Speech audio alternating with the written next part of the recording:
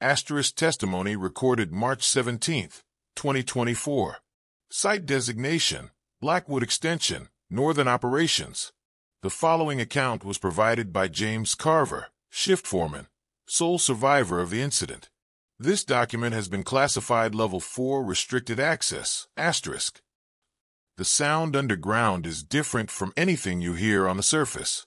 It's constant, always moving, the groan of earth settling under its own weight, the drip of water through limestone fissures 1,000 feet above you, the metallic clang of equipment echoing down tunnels that stretch for miles in every direction, the hum of ventilation fans pushing stale air through shafts carved out by men who've been doing this work for 30 years and know every sound, every vibration, every subtle shift that means something's wrong.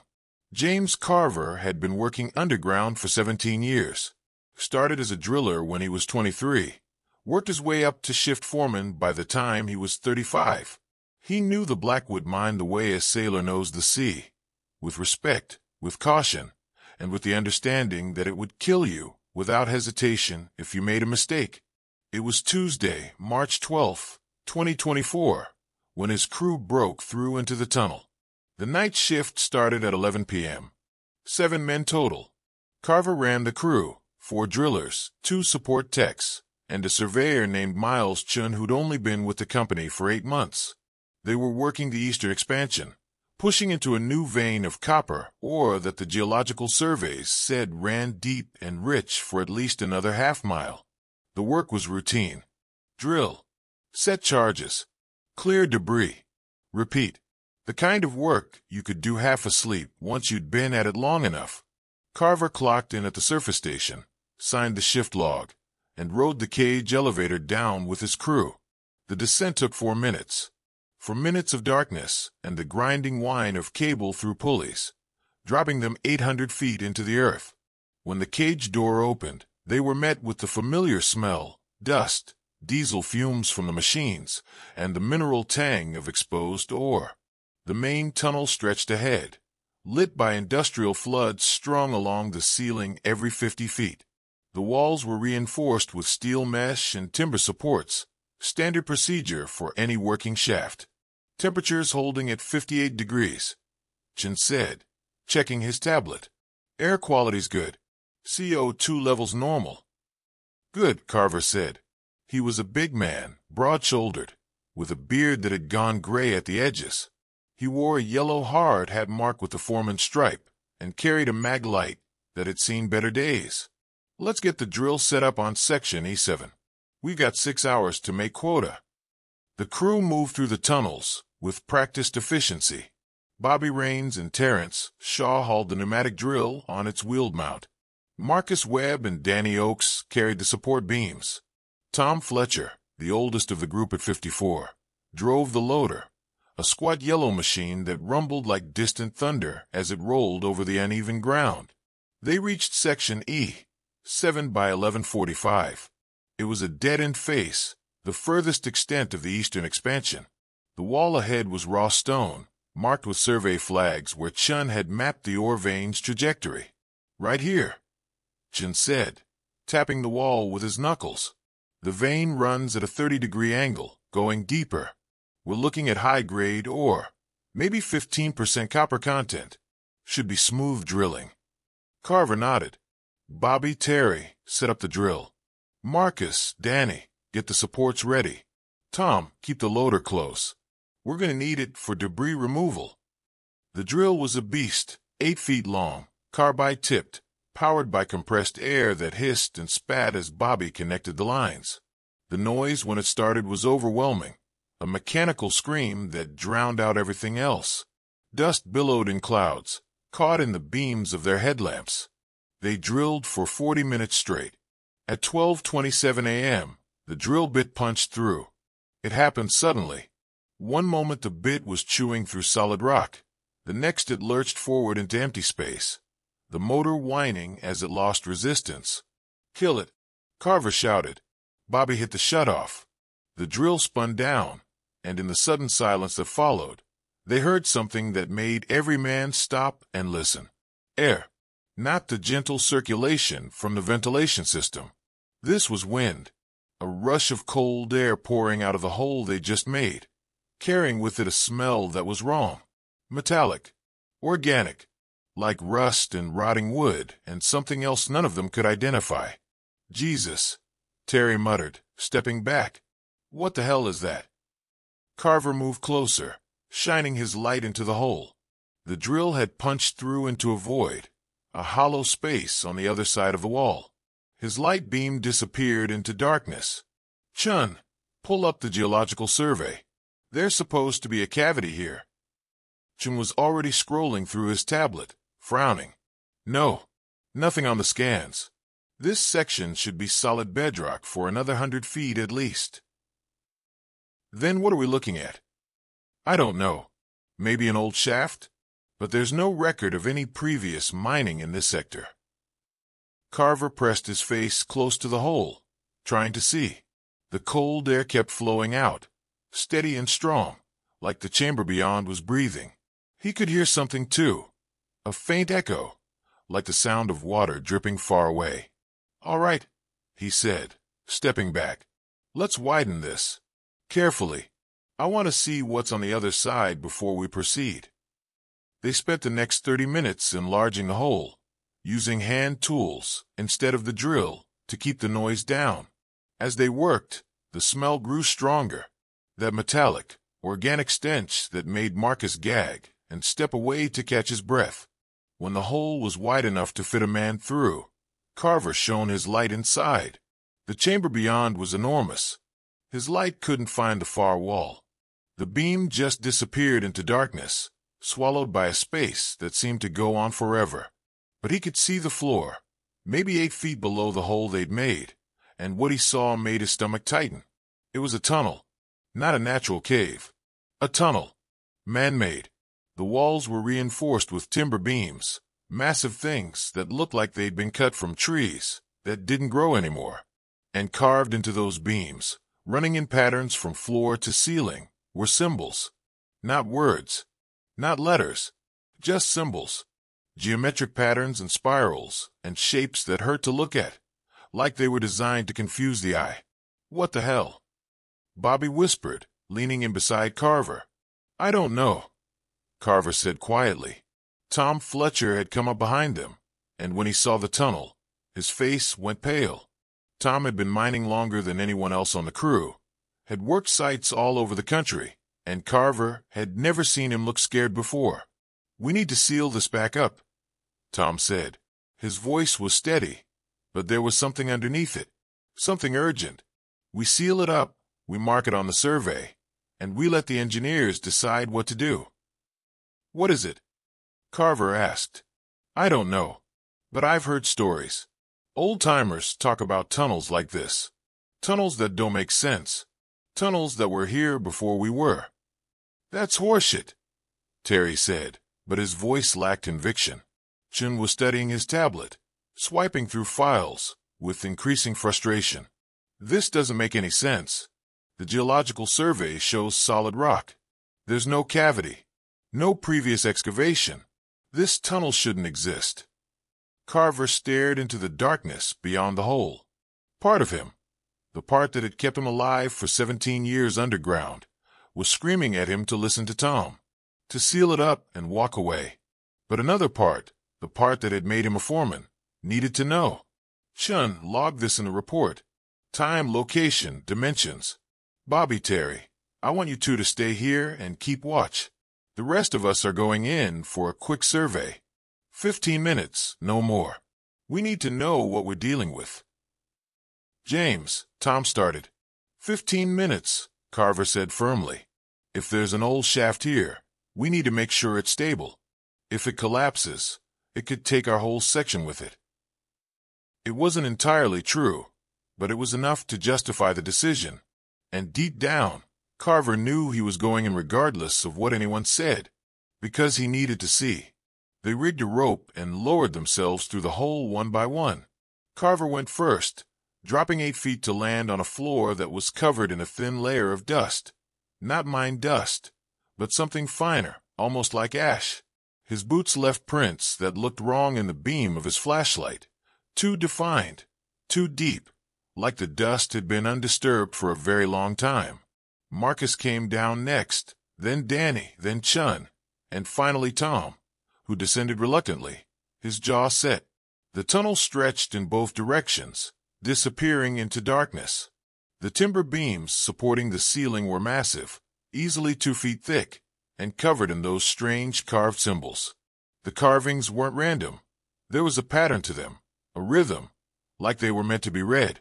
"What language is that?" Danny asked, reaching out to trace one of the symbols with his finger. "Don't touch it," Tom said sharply. Danny jerked his hand back. The air was cold, much colder than it should have been this far underground. Their breath misted in the beams of their flashlights, something that never happened in the main mine, where the temperature was constant year-round. "This doesn't make any sense," Chin muttered, taking readings with a handheld device. "The air pressure's wrong. It's higher here than in the main tunnel. That shouldn't be possible." Carver shone his light down the left branch of the tunnel. The beams disappeared into darkness, but he thought he could see something farther down, a shape, maybe another chamber. "All right, we go left. Stay together. Stay close. Nobody wanders off." They moved slowly, their footsteps muffled by the ash dust on the floor. The tunnel was wide enough for 3 men to walk abreast, and the ceiling was high, maybe 12 feet, supported by those massive beams every 10 feet. As they walked, the symbols on the beams seemed to change. Not literally. Carver knew that was impossible, but the patterns shifted under their lights, creating optical illusions that made his head hurt if he looked too long. "How old do you think this is?" Marcus asked quietly. "Old," Tom said. "Real old. These beams, they're hand-hewn. No saw marks. And that wood, it's petrified. That takes centuries." "Centuries?" Danny's voice cracked slightly. "You're saying this tunnel's been here for centuries?" "I'm saying I don't know what I'm saying. But this wasn't made by any mining company I've ever heard of." They'd been walking for maybe 5 minutes when they heard the first sound. It came from ahead, a soft noise, barely audible over their footsteps, like metal scraping on stone. Everyone stopped. "You hear that?" Marcus whispered. They stood in silence, listening. The sound came again. Scrape. Pause. Scrape. Rhythmic. Deliberate. "Probably just settling," Chin said, but he didn't sound convinced. They continued forward, and the tunnel opened into a larger chamber. Carver's light swept across the space, and what he saw made him stop dead. The chamber was circular, maybe 50 feet across. The walls were the same timber and stone construction, but here the carvings were more elaborate, covering every surface in intricate patterns that seemed to spiral toward the center of the room. And in the center, there was a pillar. It was made of stone, rough-cut and ancient, rising from floor to ceiling. Carved into its surface were more symbols, but these were different, deeper, more intentional. And around the base of the pillar, arranged in a perfect circle, were objects. Tools. Mining tools. Picks, hammers, drills, but old. Ancient.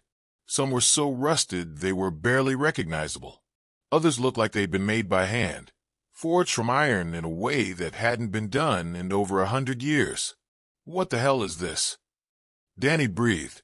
Chin had his tablet out, taking photos. "This is incredible. I don't even know what this is. An archaeological site? A shrine?" Carver moved closer to the pillar, his light playing over the carvings. As he got nearer, he realized there was something else. Something scratched into the stone beneath the symbols. Names. Dozens of them. Carved into the rock in different styles, different languages. Some were barely legible, worn away by time. Others were fresher, sharper. John Marlowe, 1847. Henry Chin, 1923. David Ross, 1956. The list went on. Dozens of names. Dozens of dates. "Jesus Christ," Tom whispered. "What is this? Some kind of memorial?" "Or a warning," Marcus said quietly. That's when they heard the second sound. This one came from behind them, from the tunnel they just walked through. Footsteps. Slow. Heavy. The sound of boots on stone. Everyone turned, light sweeping back toward the tunnel entrance. Nothing. Just darkness and dust and the distant echo of their own breathing. Bobby. Terry. Carver called out. That you? No answer. The footsteps came again. Closer this time. Definitely closer. We should go, Tom said. His voice was tight, controlled. We should go right now. Carver wanted to argue, wanted to investigate further, but the look on Tom's face stopped him. Tom had been underground longer than anyone, and Tom was scared. All right, let's head back. They moved quickly through the tunnel, their lights bouncing off the walls. The footsteps behind them continued, keeping pace, never getting closer, but never falling behind. When they reached the rope, Carver grabbed it and was about to climb when he realized something. Where's Chun? Everyone stopped. Marcus and Danny exchanged looks. Tom's face went pale. He was right behind me, Danny said. He was taking photos. He was... Chun! Carver shouted into the darkness. Chun, where are you? His voice echoed down the tunnel, repeating, fading. No answer. We have to go back, Marcus said. No, Tom said firmly. We go up. We get help. We don't go back there alone. We're not leaving him, Carver said. He started back into the tunnel, his light cutting through the darkness. The others followed, hesitant, their lights creating a moving constellation in the dark. They'd only gone 20 feet when they found Chen's tablet. It was lying in the middle of the tunnel, screen cracked but still lit. The last photo on the screen showed the pillar, the circle of tools, and something else. Something in the shadows behind the pillar that hadn't been there before. A shape, human-sized, watching. Oh God, Danny whispered. That's when they heard the knocking. 3 knocks. Slow and deliberate, coming from walls. Asterisk knock. Knock. Knock asterisk. Then again, from a different direction. Asterisk knock. Knock. Knock asterisk. And again. And again. All around them, from inside the stone, from places where there should be nothing but solid rock. The sound of something, many somethings, knocking from within the earth itself. Run, Tom said. They ran. Back through the tunnel, their lights wild and bouncing, the knocking following them, echoing from every direction. Carver could hear his own heartbeat, could hear the ragged breathing of the men around him, could hear something else too. Voices, faint and distant, whispering words he couldn't understand. They reached the rope. Marcus grabbed it first, hauling himself up through the hole. Danny went next, his boots scraping against stone as he climbed. Tom was third, and as he reached for the rope, something happened. The lights went out. Not their flashlights, those stayed on. But the carved symbols on the beams, symbols Carver hadn't realized were glowing until they suddenly weren't. All went dark at once. And in that darkness, something moved. Carver saw it in his peripheral vision, a shape detaching from the shadows, man-sized but wrong, moving in a way that didn't match the beam of his light. Tom, go, he screamed. Tom scrambled up the rope, just as the shape reached the circle of light. Carver got a glimpse, just a glimpse, of something that might have been a face, might have been a mask, might have been something else entirely. And then he was climbing, his hands burning on the rope, his boots finding purchase on the wall. He pulled himself through the hole and rolled onto the floor of Section E7. Bobby and Terry were there, their faces pale, helping pull them up. Where's Chun? Bobby asked. Carver didn't answer. He grabbed a support beam, one of the heavy timber ones they used to reinforce the shafts, and jammed it into the hole. Help me seal this. Now. They worked frantically, wedging beams and steel plates across the opening. As they worked, they could hear things from the other side. Scraping. Movement.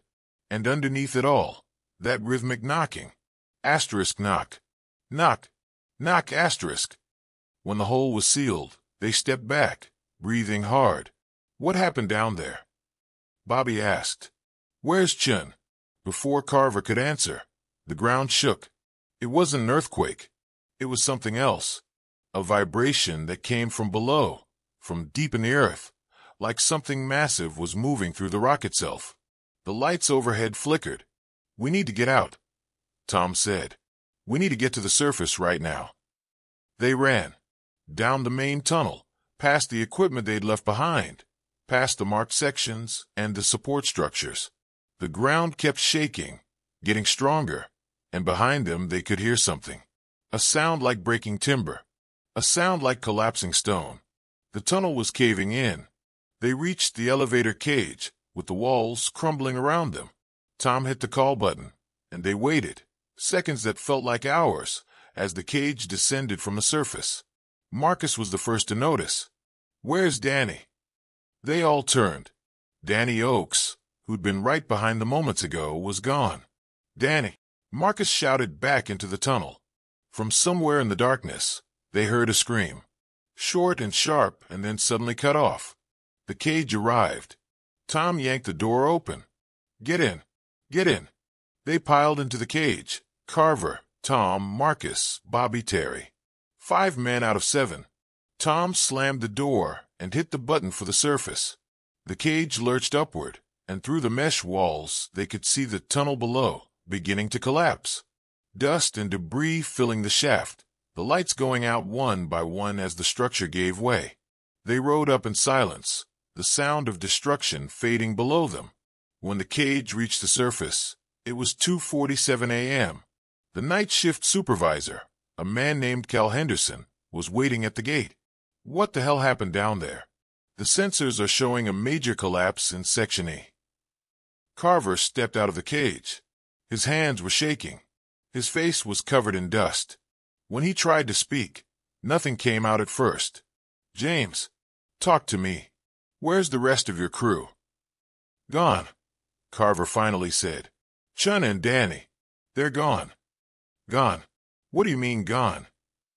"There was a tunnel. We found a tunnel. It wasn't on the maps. It wasn't." He stopped, realizing how insane it sounded. "We need to seal the mine. Right now. Seal it and evacuate everyone." Cal stared at him. "James, you're not making any sense." That's when the real collapse happened. A sound like thunder rolled up from below. The ground shook so hard that men standing at the surface fell to their knees. Alarms blared across the facility. Emergency lights kicked on, bathing everything in red. And from the elevator shaft, from 800 feet down, came a sound that Carver would hear in his nightmares for the rest of his life. Knocking. Asterisk knock. Knock. Knock asterisk. Echoing up through the destroyed tunnel. Patient. Persistent. The sound of something that had been waiting a very long time. The Blackwood mine was sealed on March 13, 2024, at 7 a.m. The official report stated that a geological instability had caused a catastrophic collapse in the eastern expansion section, resulting in the deaths of Miles Chun and Daniel Oakes, whose bodies were never recovered. The mine's parent company, Meridian Resources Incorporated, conducted an internal investigation that concluded the incident was due to inadequate geological surveying prior to excavation. The company was fined $2.3 million and agreed to enhanced safety protocols at all future sites. The families of Chun and Oakes received settlements, with non-disclosure agreements attached. The eastern expansion section was permanently sealed with concrete. All equipment was declared a total loss. The geological surveys were updated to show the area as structurally unsound and unsuitable for further excavation. James Carver was placed on administrative leave, pending psychological evaluation. He was cleared to return to work 6 weeks later, but resigned instead. He now lives in Montana, 300 miles from the nearest mine, and refuses to discuss the events of March 12th. The other survivors, Tom Fletcher, Marcus Webb, Bobby Raines, and Terrence Shaw, all left the mining industry within the year. None of them will speak about what happened underground. The site remains sealed. But sometimes, when the wind is right and the night is still, people who live near the old Blackwood mine report hearing something strange. A sound like knocking, coming from deep beneath the earth. Asterisk knock. Knock. Knock asterisk. 3 times. Always 3 times. The sound of something waiting. The sound of something that was never meant to be found. And every few years, when mining companies conduct surveys in the area, they find the same anomaly in their scans. A void space, deep underground, that extends for miles in every direction. A network of tunnels that shouldn't exist. Tunnels that don't appear on any map. Tunnels that were already there when we arrived. And in those tunnels, if the stories are true, there are names carved into stone pillars. Hundreds of them. Thousands. Names from every era of mining, going back centuries to times before modern excavation, before coal towns and company stores, before anyone thought to dig this deep. The names of men who went underground and never came back. The names of men who found the tunnels. Or maybe, and this is what James Carver believes, what keeps him awake at night in his cabin in Montana. Maybe it's the other way around. Maybe we didn't find the tunnels at all. Maybe they found us. End of testimony. Asterisk. This document is classified under the Industrial Safety and Privacy Act. Unauthorized distribution will result in prosecution. All references to the tunnel discovery have been expunged from official records. Asterisk. Blackwood Mine site, decommissioned. Status, sealed/inactive. Access level, prohibited. Asterisk. Last entry made by site manager Calvin Henderson, April 3rd, 2024. Asterisk. Asterisk. Last night I drove out to the old site. Don't know why. Just felt like I needed to see it. The entrance is sealed, good thick concrete, rebar, the whole 9 yards. But I could swear, as I was standing there in the dark, I heard something. 3 knocks. Coming from below. I got in my truck and left. I'm not going back. Whatever's down there, it's better off staying buried. Asterisk.